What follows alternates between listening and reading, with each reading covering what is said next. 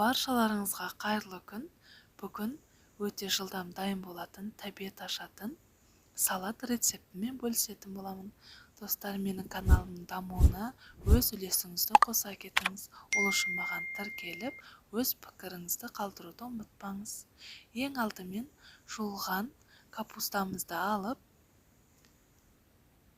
4 бұрышты етіп турап алатын боламыз.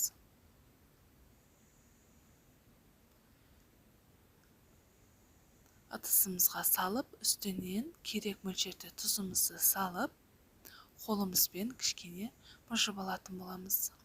Үстінен теркадан өткен сәбізімізді саламыз.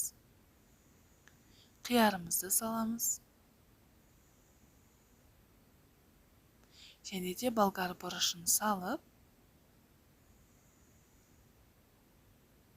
ас көгімізді салатын боламыз. Дәмдеуіштерден паприка, қызыл бұрыш және кинза болуы қажет. Оның үстінен 2 тіс сарымсағымызды салып, қызып тұрған сұйық майымызды құятын боламыз. Дәл осылай болуы қажет. Кішкене бетін шанышқымызбен араластырып аламыз. Үстінен чай қасықпен уксус құятын боламыз. Барлығын жақсылап қолымызбен араластырып аламыз.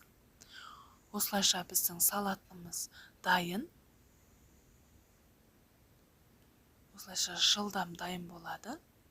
Сізде дәл осылай дайындап көрулеріңізге кеңес беремін. Видеоны соңына дейін көргендеріңізге рахмет. Достар, менің каналыма тіркелмеген болсаңыз, тіркеліп, өз достарыңызбен бөлісуді ұмытпаңыз.